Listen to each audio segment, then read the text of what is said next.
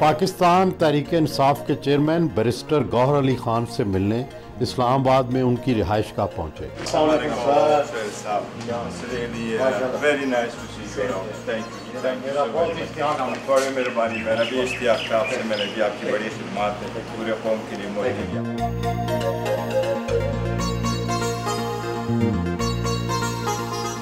बड़े बड़े बाएतमाद साथियों को पीछे छोड़ दिया, क्या जादू जगाया कि इमरान खान ने आपको पार्टी का चेयरमैन बना दिया?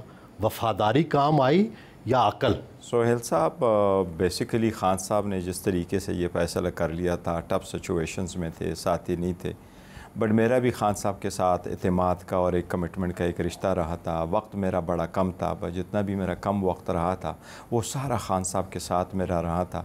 और ख़ान साहब अक्सर मुझसे, आपने देखे होंगे, ट्विटर पे भी देखे होंगे, फेसबुक पे देखे होंगे, तस्वीरें देखी होगी, हमेशा से मैंने उनकी हर बात का बड़ा बरहम रखा है। तो उनका मेरे ऊपर एक इत्मीनान ज़रूर था, और उनके जो अल्फाज थे वो ये थे कि इनकी एक्सेप्टेबिलिटी बड़ी है, ये कभी ग्रुपिंग नहीं करते, सबको साथ लेके चलते हैं। ये वो चीज़ें थी जो खान साहब के जहन में थी, और इसी की वजह से खान साहब ने मुझे सब लोगों पे प्रेफरेंस दिया था, जिसके लिए मैं हमेशा खान साहब का मशकूर रहूँगा। आपके वालिद अब्दुल रऊफ़ खान पहले क़य्यूम लीग से MPA मुंतखब हुए, फिर 1977 में पीपल्स पार्टी से MPA मुंतखब हुए। आपने भी पहले पीपल्स पार्टी ज्वाइन की, पर 2008 के बाद छोड़ दी, क्यों? आप सही फरमा रहे। मेरे वालिद साहब 1970 में थे, उस वक्त मुस्लिम लीग के टिकट से इलेक्शन लड़े थे, 77 में पीपल्स पार्टी से इलेक्शन लड़े थे। 2008 में मैंने जो इलेक्शन लड़ा था, 410 वोट के करीब मैं हार गया था। उस पे मैं पीपल्स पार्टी से लड़ा था, लेकिन लॉयर्स मूवमेंट के बाद जब गवर्नर रूल लगा तो मैंने एक प्रिंसिपल स्टैंड उस वक्त ले लिया था, और उस प्रिंसिपल स्टैंड बावजूद इसके कि मैंने पार्टी की बात मानी थी, मैंने इलेक्शन में पार्टिसिपेट कर दिया था, जबकि वकीलों का ये कहना था कि हम बॉयकॉट करेंगे। मैंने बॉयकॉट नहीं किया था, मैं पार्टी के प्रिंसिपल पे गया था, बट मैंने गवर्नर रूल पे उनसे इख्तलाफ किया था कि गवर्नर रूल लगाना आवाम की आवाज़ की तौहीन है। और 2009-10 के बाद फिर 2022 तक मेरा सियासत के साथ कोई वास्ता नहीं रहा था। मैंने पूरा टाइम डेडिकेट किया था अपने प्रोफेशनल लाइफ के लिए। सुप्रीम कोर्ट पेश हो रहा था, मैं सोच रहा था कि मैं अपनी वकालत और प्रोफेशनल पे ज़्यादा कंसंट्रेट करूँ, और अल्हम्दुलिल्लाह मैंने उसमें सुप्रीम कोर्ट का लाइसेंस भी लिया, बड़े सारे केसेस भी किए, और फिर मैं उन वकीलों में अल्हम्दुलिल्लाह शामिल हुआ इस्लामाबाद के जो सबसे ज़्यादा टैक्स देते थे। ये वकालत और प्रोफेशन की बस सस्ते ही वकील हैं हम, लेकिन अल्हम्दुलिल्लाह कमिटमेंट के साथ काम करता रहा हूँ। आप चौधरी एतजाज़ हसन के साथ भी मावन रहे, अदलिया तहरीक में भी भरपूर हिस्सा लिया, फिर इलेक्शन भी लड़ा, लेकिन ये फरमाएं कि आपके सियासी नज़रियात में तब्दीली कब आई? तहरीक इंसाफ की तरफ आपका रुझान कब हुआ? जब मैं 2015 में लोकल गवर्नमेंट इलेक्शंस हुए, और जितने सारे के, तो फर्स्ट टाइम था कि PTI ने मुझे आन एंड ऑफ बढ़ा देखा था कोर्टों में और इलेक्शन कमीशन में। तो इनके 75 केसेस थे डिफेक्शन वाले, वो सारे के सारे मुझे दिए थे, और मेरा नईमुल हक साहब के साथ राबिता रहता था, तो इसलिए एवर सिंस मैं उनके साथ आन एंड ऑफ कम्युनिकेट करता रहता था। लेकिन 2022 में ज़्यादातर असद कैसर साहब की वजह से मैंने पार्टी ज्वाइन की। खान साहब ने जब देखा तो उसी वक्त पहचान लिया कि हम तो मिलते रहते थे उसमें, वकला तहरीक में भी, और ख़ान साहब की पार्टी को मैंने ज्वाइन की ख़ान साहब के विज़न के पीछे। आप बाहर पढ़े, पहले बरतानिया में तालीम हासिल की, फिर अमेरिका में तालीम हासिल की, वहाँ से आपने वहाँ के सियासी निज़ाम के बारे में क्या सीखा, और यहाँ और उसके निज़ाम में क्या फ़र्क है? सही फरमा रहे सोहेल साहब। मैं जब समटाइम देखता हूँ पाकिस्तान की सियासत को, तो यहाँ एग्रेशन बहुत ज़्यादा हो गया, नुइसेंस वैल्यू की भी एक वैल्यू बन गई, और आवाज़ को उठाना, गालम गलोच की तरफ जाना, ऐसे गुफ्तगू करना जो मुनासिब ही नहीं होता। दूसरी तरफ यह है कि यहाँ ज़्यादा कंसंट्रेट लोग करते हैं इस पे कि जी मेरे पास पैसे और कॉन्टेक्ट्स की सियासत पे बड़ा बिलीव करते हैं, जबकि यूरोप में ऐसा नहीं होता, अमेरिका में ऐसा नहीं होता। वहाँ लोग बड़े प्राउडली कहते हैं मेरा वालिद साहब बेकरी में काम करते थे, अब मैं इस मकाम पे हूँ, मैं तो फिर यहाँ से जाता हूँ तो मैं वेटर का काम करता हूँ, and they are proud of it. और हमारा ऐसा नहीं है, हमारा कल्चर बिल्कुल उससे डिफरेंट है, जिस पे बड़ा अफसोस होता है लोगों को। अदरवाइज़ हमारे यहाँ बड़े कमिटेड लोग हैं, लेकिन ये कल्चर अब स्लोली ग्रेजुअली पाकिस्तान तहरीक इंसाफ ख़त्म कर रही है। हम में जिस तरह मैं उसके ज़िंदा मिसाल हूँ। मैं एक आम वर्कर हूँ, चेयरमैन के सीट पे बैठा हूँ, और जब मैं चेयरमैन बना तो आपने पढ़ा होगा हिंदुस्तान टाइम्स और इंडिया टुडे ने लिखा कि 100 सालों में इस किस्म का कोई पार्टी का चेयरमैन नहीं बना था जिस तरीके से मैं बनाऊँ। तनकीद करने वाले तो कहते हैं कि इमरान खान ने आपको पार्टी का चेयरमैन तो बना दिया है मगर इख्तियार नहीं दिए। देखिए सही कह रहे हैं, लेकिन इख्तियार का यह है कि खान साहब ही चेयरमैन थे, खान साहब चेयरमैन हैं और वही चेयरमैन रहेंगे। और लोग कोशिश ये कह रहे हैं कि वो मुझे उसका सब्स्टिट्यूट समझे या मुझे उसका कंपेटिटर समझे, या मुझे ये समझे कि जी as American president you say कि जी I am taking back the power and we say कि दैट विल नेवर हैपन। ये कभी नहीं होगा। मैं खान साहब के नुमाइंदे की हैसियत से काम करूँगा, तब तक करूँगा जब तक वो बाहर नहीं निकलते, और मैं कहूँगा जो भी कोई फैसला हम करेंगे वो खान साहब ही के मुताबिक होंगे। ये अक्सर मुखालिफिन है जो ये कहते हैं कि आप ख़ुद अपने फैसले करें, जो मैं ये कहता हूँ नहीं, ऐसा कभी नहीं होगा। तहरीक इंसाफ का लहजा अमूमन जारहाना और तेज़ है, आपका लहजा बहुत धीमा और नरम है, तो क्या ये जो तज़ाद है ये आपकी वर्किंग में मसाइल तो पैदा नहीं करता? समटाइम तो मसाइल तो पैदा हो जाते हैं, लेकिन मैं सबको साथ लेके चलने वाला हूँ, और मेरे पार्टी में ऐसे लोग हैं कि कुछ में होगा एग्रेशन, लेकिन मोस्टली बड़े सॉफ्ट स्पोकन हैं। उमर अयूब साहब को देखे, शिबली साहब को देखे, असद केसर साहब को देखे, आतिश राम लोगों को देखे, हमारे बाकी मैंने उसको देखे। एग्रेशन एक अलग चीज़ है और असर्टिव एक अलग चीज़ है। हम भी असम्बली में समटाइम असर्टिव हो जाते हैं, अपने नज़रिए पे डटना, उसका ज़िक्र करना, असर्टिव होना एक अलग बात है। लेकिन मैं समझता हूँ नहीं, लोगों को साथ लेके चलना बड़ा ज़रूरी है। सिस्टम में जब आप रहते हैं तो समटाइम ये ज़रूरी होता है कि you have to working the system then changing the system, और ये भी नहीं होता सियासत में कि योर वे और my way, some time it has to be the middle वे।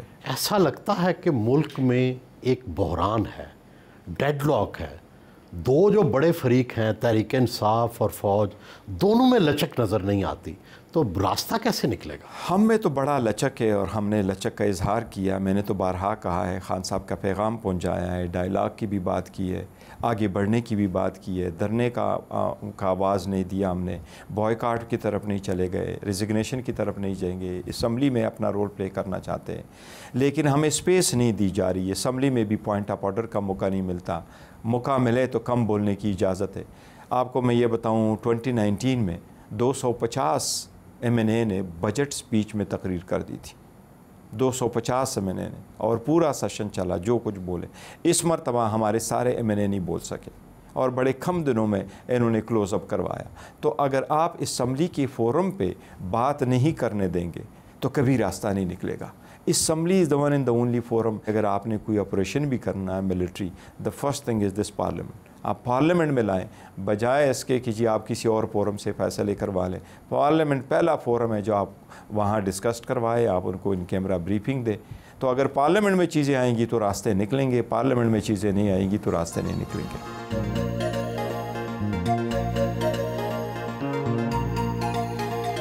बेटे और भतीजे के हमरा नाश्ता किया।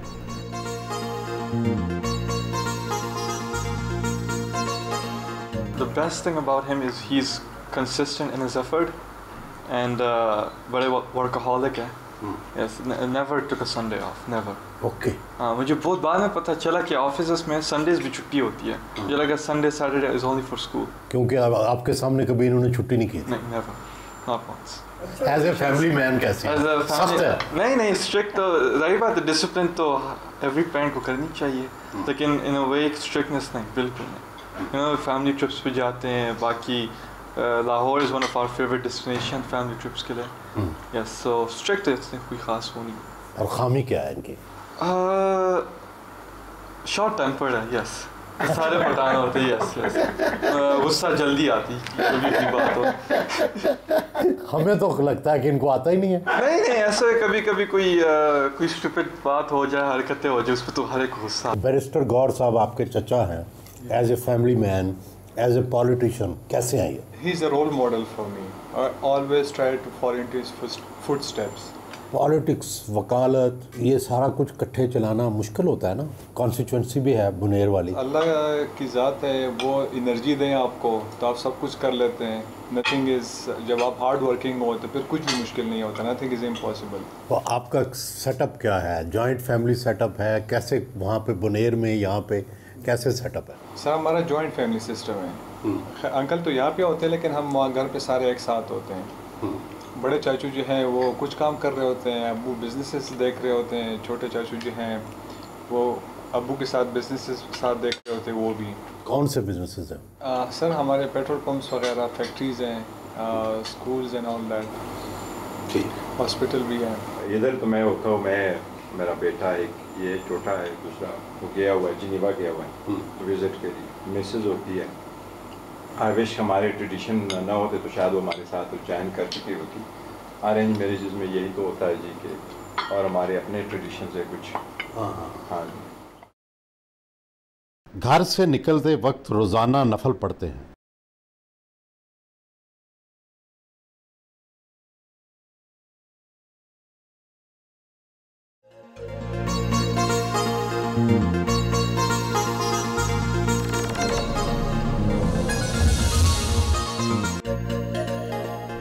बैरिस्टर साहब, खुशहाल घराने में आपने आंख खोली, बाहर तालीम हासिल की, लेकिन ज़िंदगी में कोई मुश्किल वक्त तो देखा होगा।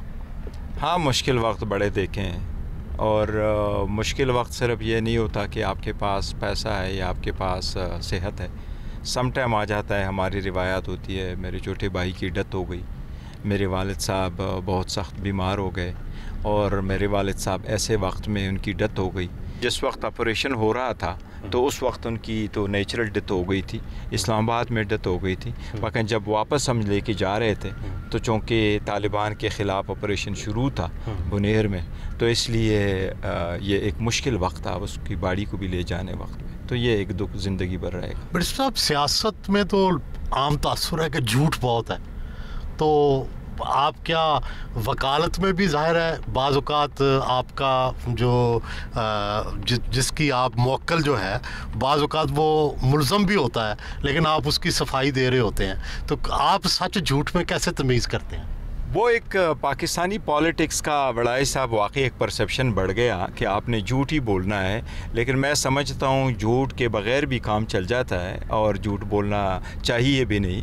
जिस तरीके से जमहूरियत में सिविलाइज वर्ल्ड में कभी झूठ बोल के सियासत नहीं की जाती। सियासत अवामी खिदमत का नाम है और ऐसे होना चाहिए। ये कुछ लोग हैं जो बड़े कब्ज़ा किए बैठे हैं, वही झूठ बोलते हैं। इंशाल्लाह स्लोली ग्रेजुअली ये ख़त्म हो जाएगा। माशाल्लाह आप स्मार्ट थे, बाहर पढ़ के आए थे।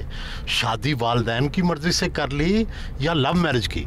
नहीं, शादी मैंने वालिदैन की मर्ज़ी से की। जब मैं लंदन जा रहा था उससे पहले मेरी कज़न से बेसिकली मेरी शादी हुई है। मेरे मामू की बेटी है, सबसे छोटे मामू की, और ये मेरी वालदा की एक पसंद थी, तो मैंने पसंद किया हुआ था और मैंने कहा था बिल्कुल मुझे एक्सेप्टेबल है। कप्तान को तो वहाँ जो था अफरंगी हुसन पसंद आया था, क्या आपको मेमें पसंद नहीं आई? मैं सोहेल साहब बड़ा कमिटेड रहा अपने वर्क के साथ, काम के साथ और स्टडी के साथ। और जब मैं स्टडी के लिए गया तो मैं जापान चला गया, बेल्जियम चला गया, जर्मनी चला गया, अमेरिका, कनाडा, इस तरह घूमता रहा। वापस पाकिस्तान नहीं आया था जब तक मैंने स्टडी कंप्लीट नहीं की थी। इवन जब मैंने LLB ऑनर्स किया, फिर बार किया, इसी दौरान अमेरिका गया, जॉर्जिया से मैंने प्राइवेट इन्वेस्टिगेशन में डिप्लोमा किया, फिर मैंने मास्टर किया टैक्सेशन में, और जब वापस आया तब तक मैं पाकिस्तान नहीं आया था। तो ये इसी दौरान लगा, लेकिन मेरा ज़्यादा फोकस अपने स्टडी पे रहा, बाकी तरफ नहीं आके लगी। बैरिस्टर साहब, कितने पैसे कमा लेते हैं, कितनी जायदाद है? आपने बताया कि आप सबसे ज़्यादा टैक्स देने वाले वकीलों में हैं, तो कितनी अब तक जायदाद है, कितना टैक्स देते हैं? मैं जायदाद जितनी भी मेरी थी तो वो इनहेरिटेड है। मैंने लाहौर में या इस्लामाबाद में मेरी प्रॉपर्टी ख़रीदी है अपने वकालत से और प्रोफेशनल से, और मैं जो कह रहा हूँ मैं ज़्यादा टैक्स देने वाले वकीलों में हूँ, ना कि यह कि मैं सबसे ज़्यादा टैक्स देता हूँ, लेकिन मेहनत कर तो अल्हम्दुलिल्लाह गुज़र औक़ात अच्छा है। कितना खर्चा हो जाता है? अब तो आप सियासत में भी हैं, पीटीआई के चेयरमैन भी हैं, तो खर्चे तो बढ़ गए होंगे। खर्चे ऑब्वियसली बढ़ जाते हैं, बच्चे बाहर मुल्क में पढ़ते हैं और फिर यहाँ भी आपके महंगाई भी बहुत बढ़ गई है, काम शाम, तो खर्चे तो बहुत बढ़ गए हैं।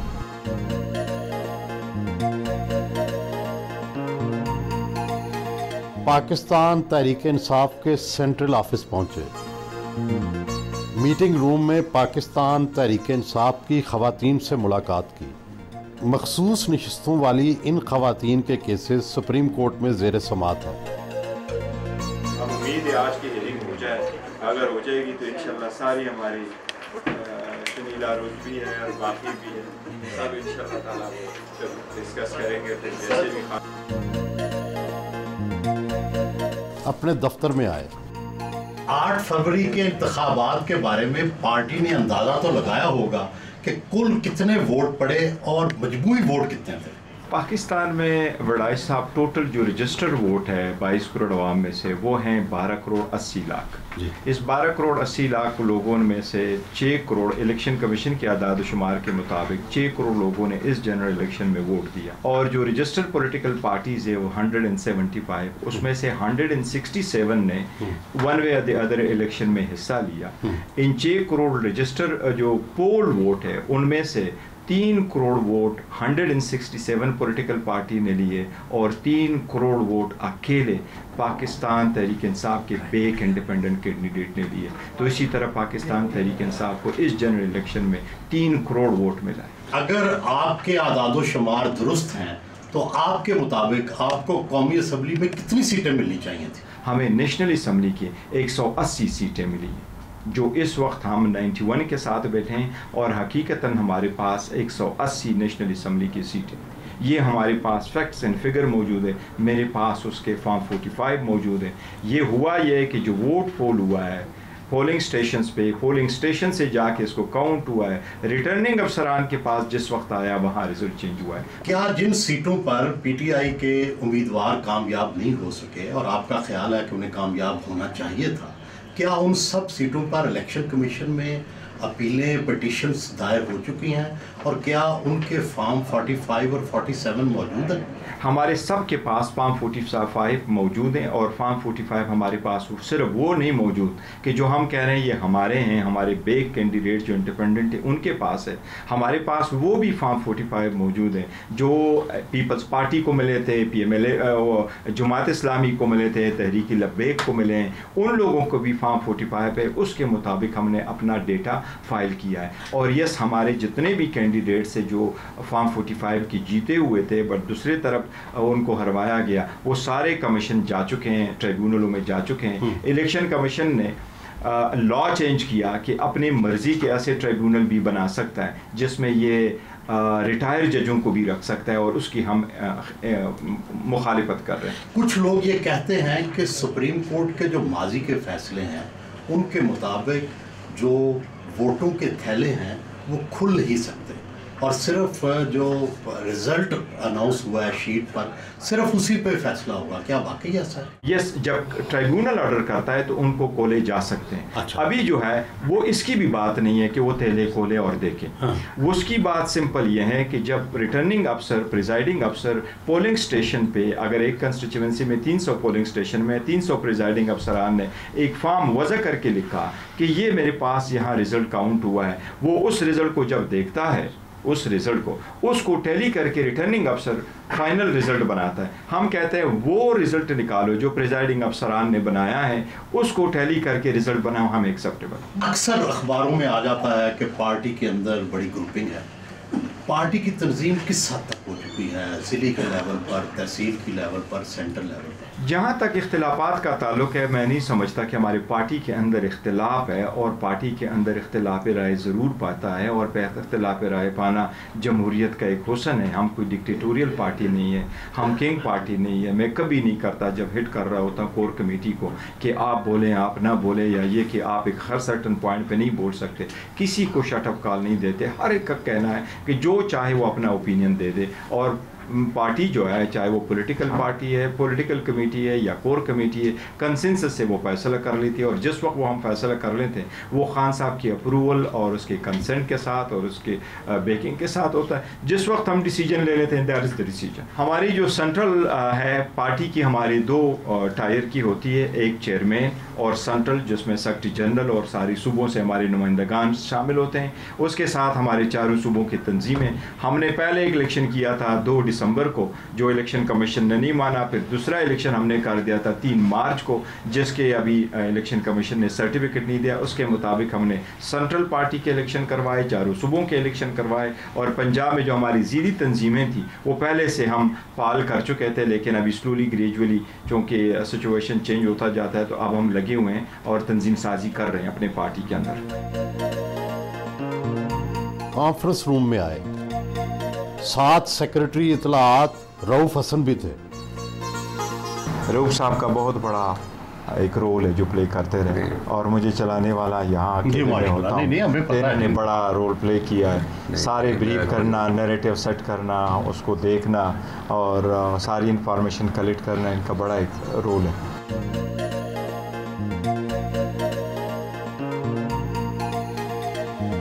ऑफिस के मीडिया सेंटर का दौरा किया। मतलब यही कहते हैं ना कि इज़हारी यकजहती हो इनके साथ। मीडिया पे आप भी यही समझते हैं कि मीडिया जब आज़ाद हो, चाहे वो सोशल है दूसरा है, तो एक मैसेज आ जाता है और मुख्तलिफ वॉइसेस जब इकट्ठे हो जाते हैं उससे आज़ादी बनती है, डेमोक्रेसी।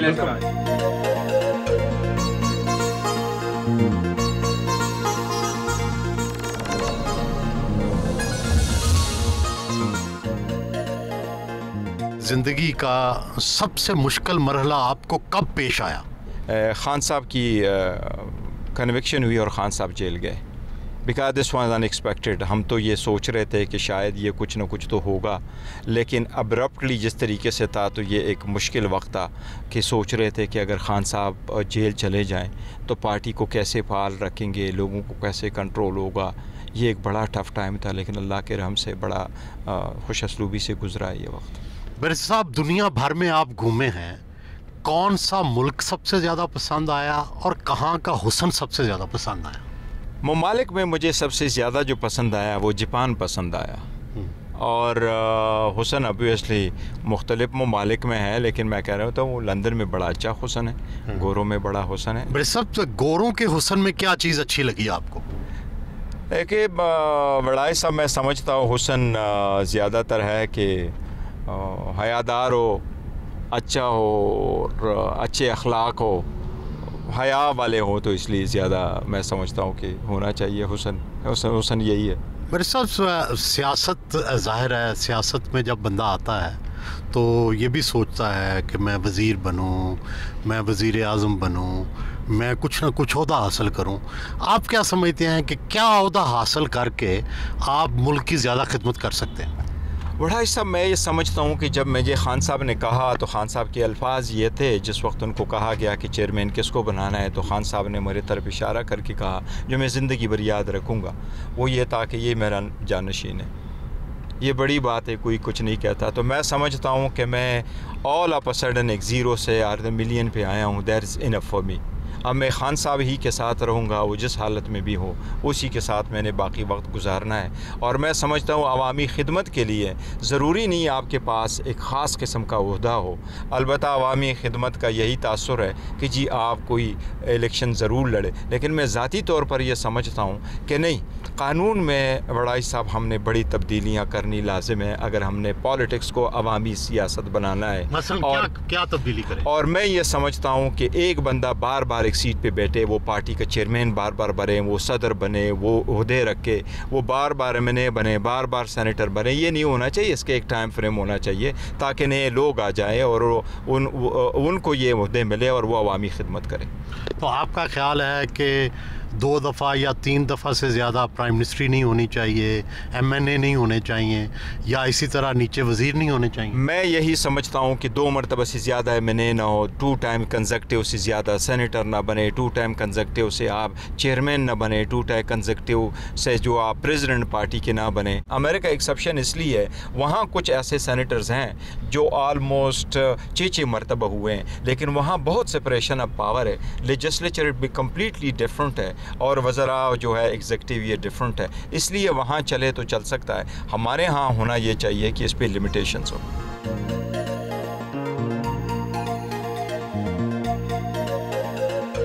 कौमी असम्बली पहुंचे,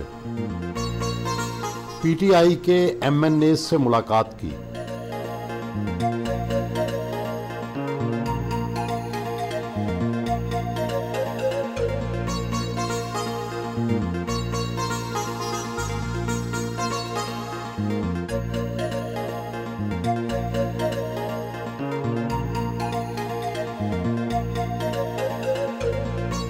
शदीद गर्मी में बानी पीटीआई की रिहाई के लिए एहतजाजी रैली का एहतमाम किया गया।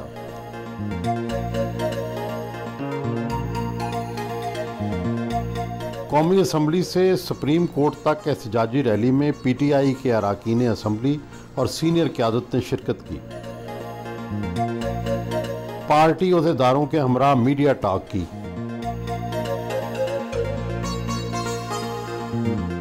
पार्लियामेंट हाउस में पार्टी मीटिंग की। आप सारे साथी बेहतरीन बोले हैं और अभी भी आपको चांस मिलेगा क्योंकि अभी भी का मोशन है, सेनेट की रिकमेंडेशन हो गई है, अभी का मोशन है, उसमें भी आप बोलिएगा।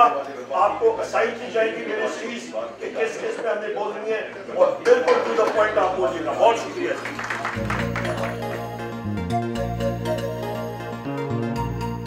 हमने ये बुलाया और ये फैसला किया है कि हमारी एक्चुअल जो पार्लियामेंट्री पार्टी है वो वही है जो फॉर्म 45 पे ये सारे हमारे एमएनए साहिबान जो जीते हुए हैं और जिनको हरवाया गया है, और हम चाहते हैं कि डेमोक्रेसी में पब्लिक का एक ही राइट होता है, वो वोट देने का। पार्टी क़यादत ने आइंदा लाहे अमल के हवाले से मीटिंग की।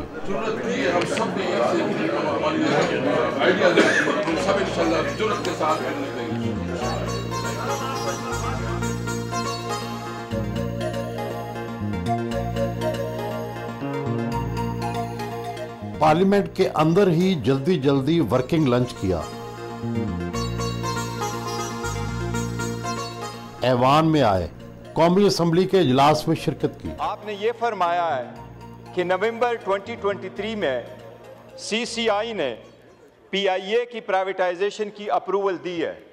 बजट सेशन में तकरीर की, पीआईए की निजकारी पर एतराज़ात उठाए। ये सुप्रीम कोर्ट का फैसला है स्टील मिल के केस में, लेकिन ख्वाजा आसिफ के केस में सुप्रीम कोर्ट ने ये पैरामीटर सेट किए थे कि कोई भी फैसला सीसीआई का हो इन एसेट्स का भी, तो वो policy decision care taker setup नहीं ले सकती।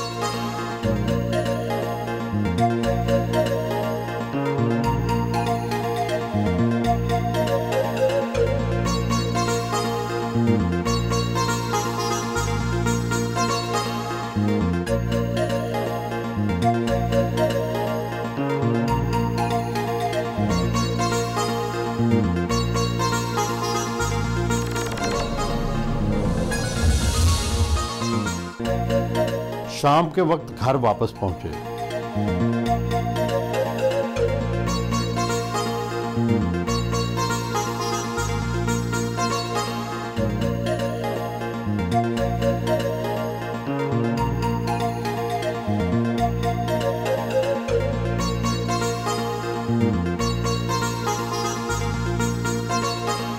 शाम की चाय पी। क्या ये वाकई सच है कि वकला ग्रुप जो है वो तहरीक इंसाफ पर काबिज हो चुका है? नहीं, ऐसी बात नहीं है। बेसिकली हुआ यह था कि जिस वक्त खान साहब जेल चले गए और जिस वक्त ख़ासकर May 9 के बाद जिस तरह लीडरशिप या हाइडिंग में चली गई या वो अरेस्ट हो गए ज़्यादातर और उनके ख़िलाफ़ केस पे केस बनते जा रहे थे, उस वक्त ऐसा नहीं था। लेकिन हमारी ILF और बाकी वकला जो थे वो ज़्यादा एक्टिव थे, वो निकल आए। लेकिन ऑब्वियसली किसी ने तो करना था, संभालना था भाग दौड़, तो वकला आ गए, उन्होंने एक रोल ज़रूर प्ले किया। लेकिन कोई भी नहीं, अभी भी हमारे पास ऐसी लीडरशिप में ज़्यादातर वकील नहीं है। वही लीडरशिप है जो पहले भी थी, वो अगर हाइडिंग में भी थी तो वहाँ से ऑपरेट करती थी और वहाँ से हमारा जूम मीटिंग हुआ करता था। जूम मीटिंग में सारा डिस्कस किया था। तो एक फ्रिक्शन ऑफ लॉयर्स है, बाकी इतनी ज़्यादा नहीं है। ये भी कहा जाता है कि जिस पार्टी में वकला का ज़्यादा रोल बढ़ जाए तो ज़्यादातर फैसले सियासी नहीं अदालती रोशनी में किए जाते हैं? पहली बात तो ये है कि इतने ज़्यादा हमारे पास वकला नहीं है कि वो हो जाए, लेकिन फैसले हमेशा सियासी होने चाहिए, अदालतों के थ्रू नहीं होना चाहिए। इसका एक हल तो ज़रूर होना चाहिए, लेकिन पाकिस्तान तहरीक इंसाफ की ऑल टुगेदर डिफरेंट सिचुएशन है, क्योंकि ये बड़ी ज़ेर ताब रही है। और ये ज़ेर ताब सिर्फ ये नहीं है कि 9 मई की बात है, अगर पहले भी देखें आप 18 मार्च की मिसाल उठा लें, जिस तरीके से खान साहब आए और जिस तरीके से कम्प्लेक्स में जा रहे थे और जिस तरीके से लोगों ने रास्ते रोक लिए, वहाँ जो फोर्सेस के लोग आए थे और वहाँ मौजूद थे, तो इससे यही अंदाज़ा था कि बाय ऑल मीन्स ये कोशिश की जा रही थी कि वो उसको अरेस्ट किया जाए, उसको जेल में रखा जाए, उसको डिस्क्वालीफाई किया जाए, उसके पार्टी को डिसमेंटल करे। सो एक डैमेज जो है that is actually being cast to the PTI। तो स्ट्रगल ही ऐसी थी। सियासी फ़ैसले होने चाहिए, बट अनफॉर्चुनेटली अगर सियासी हुकूमत किसी के कहने पे ही आपके ख़िलाफ़ 200 फ़ैसले बनाएं तो फिर मजबूरी हो जाती है कि फ़ैसले सुप्रीम कोर्ट ही करे। लेकिन हमें तो अदलिया से जो उम्मीदें बड़ी वाबस्ता रही है, लेकिन नाकामी उसी में हुई है क्योंकि मायूसी हुई है। इसको पार्टी के लोग जो मकबूल होते हैं उनको साइड लाइन कर दिया जाता है, क्या वाकई ऐसा है? देखिए, पार्टी में एक डिसिप्लिन का होना हर सूरत लाजिम है, और पार्टी में मुख्तलिफ कमेटीज़ बनी है, कोर कमेटी है, पॉलिटिकल कमेटी है, हमारी लीगल कमेटीज़ है। डिसीजन लिए जाते हैं बाय कंसेंसस और ख़ान साहब की अप्रूवल और उसकी कंसेंट के साथ। जब हम किसी मैटर को डिस्कस करते हैं तो पूरी पार्टी में हमारा कोई बिहेवियर डिक्टेटोरियल नहीं है कि किसी को रोके टोके, वो बोले अपने राय का इजहार करे, तो अपनी राय का इजहार ज़रूरी है। लेकिन जब पार्टी उस पर डिलिब्रेट करके एक डिसीजन आ जाए तो फिर मेजॉरिटी का कंसेंसस प्रिवेल करता है और वही पार्टी का डिसीजन होता है। हमारा मौक़िफ़ यही रहा है कि जब एक मरतबा पार्टी अपना नैरेटिव दे दे, फिर किसी का राइट नहीं है कि उसका इख्तिलाफ़ करे। कुछ लोग ऐसे हैं जो आन नाब कोई इख्तिलाफ़ करते हैं, तो हम कोशिश करते हैं कि उसको इनडायरेक्टली डायरेक्टली सम तरीके से उनको डिसिप्लिन करे, ताकि पार्टी का डिसिप्लिन भी मेंटेन रहे और पार्टी का नैरेटिव पे भी बुरा असर ना पड़े। ये फरमाएं कि जी क्या ये सच है कि सोशल मीडिया PTI के कंट्रोल में नहीं है और बाज़ PTI के लोग आपकी मर्ज़ी के बग़ैर, आपकी क़यादत की मर्ज़ी के बग़ैर भी अपना सोशल मीडिया चला रहे हैं? देखो, सोशल मीडिया जहाँ तक PTI का ताल्लुक़ है तो वो आलमोस्ट 95% ऐसा है कि वो सारे वॉलंटियर्स हैं।